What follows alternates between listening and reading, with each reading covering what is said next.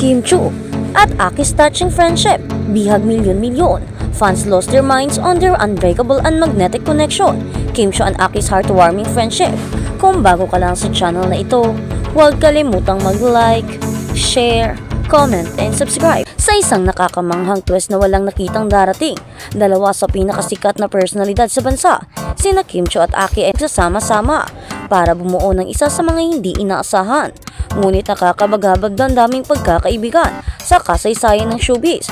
Ang nagsimula bilang isang casual na engkwentro ay mabilis na umusbong sa isang malapit malakas na samahan na nag-iwan sa mga tagahanga, celebrity at internet sa ganap na kaguluhan.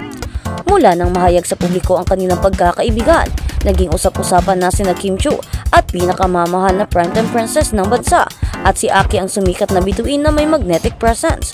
Ang kanilang koneksyon, hindi inasahang koneksyon, ay yumanig sa mundo ng entertainment na nagpapadala sa mga tagahanga sa isang emotional na roller coaster.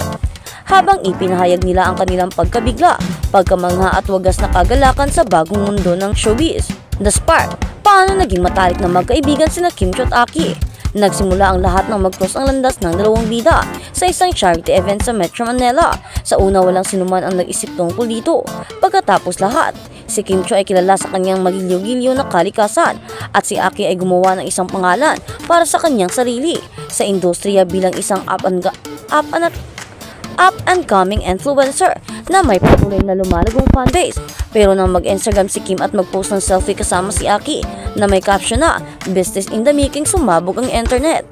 Agad na binaha ang social media at ng mga tagahanga ang social media ng mga tanong at pananabik na binomba ang parihong mga bituin ng mga mensahe ng suporta at kuryosidad. Teka ano, Kim at Aki, hindi ko nakitang darating ito. Mahal ko silang magkasama, besties for life.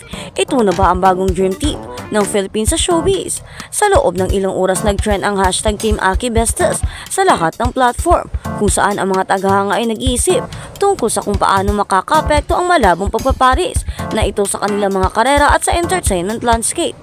The chemistry, isang pagkakaibigang walang katulad ang nagpapa-espesyal sa band ni Kim at Aki, ay natural na chemistry na pinagsasaluhan nila. Bagamat nagmula sila sa iba't ibang background, kasama ang mga dekada ng karanasan ni Kim sa industriya ng entertainment at ang sariwa, matapang na presensya ni Aki, ang dalawa ay mabilis na naging hindi mapaghiwalay. Ang kanilang dinamika ay nakabihag sa lahat ng nakasaksi nito. Sa isang eksklusibong panayam, sinabi ni Aki ang tungkol sa kanyang bagong pakikipagkaibigan kay Kim. Kim is like family to me. She's one of the most genuine people I've met, and she's teach me so much already. We just click, and I think it's because we're both passionate about our work and the people we care about. Pinuri naman ni Kim ang pagiging tunay at lakas ni Aki. Si Aki ay napaka-refreshing na tao sa paligid. Siya ay masaya, mapagpakumbaba at masigla. Pakiramdam ko ay pareho kami ng wavelength. Nasasabik akong makita kung saan mapupunta ang pagkakaibigang ito. Ang kanilang kaibig-ibig ng mga sandali na magkasama ay naging isang offline na kababalaghan, mula sa impromptu dance challenges hanggang sa mga malokong behind the scenes na video. Ang mga tagahanga ay hindi makakuha ng sapat sa kanilang mapaglarong pagbibiro at malinaw na ang kanilang pagkakaibigan ay binuo sa paggalang sa isa't isa, pagtawa at pagbabahagi ng mga halaga. LG Reyes, ibinahagi ang video ng anak na si Aki. Nag-react ang mga netizens. Reaksyon ng mga tagahanga, nagiging wild ang internet gaya ng inaasahan. Ganap na niyakap ng mga tagahanga ang bagong pagsasama ni Kim at Aki na pinaulanan ng suporta at pagmamahal ng dalawa. Patuloy na nangingibabaw ang hashtag na hashtag Kim Aki Besties sa Twitter at Instagram, kung saan ibinahagi ng mga netizens ang kanilang excitement para sa hindi inaasahang pagpaparis na ito.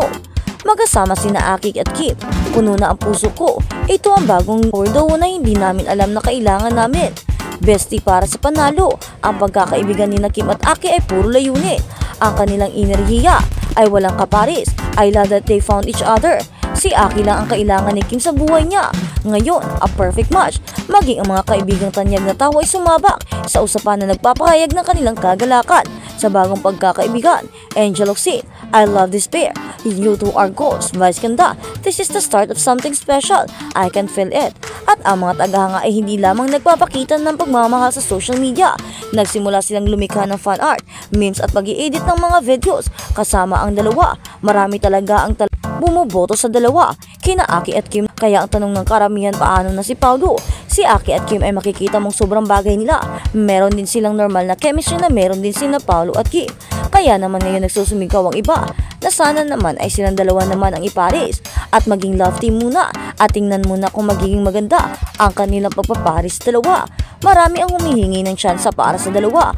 Marami ang gustong makita silang magkasama sa telebisyon programa at sa mga pelikula or kahit sa mga endorsement makita silang magkasama.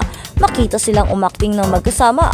Gusto nilang makita kung talagang magiging patok ang dalawa or magiging maganda ang resulta para naman daw magkaroon na naman ng pagbabago. Pero ang sabi naman ng ibang mga fans, parang hindi daw maganda na gawin iyon.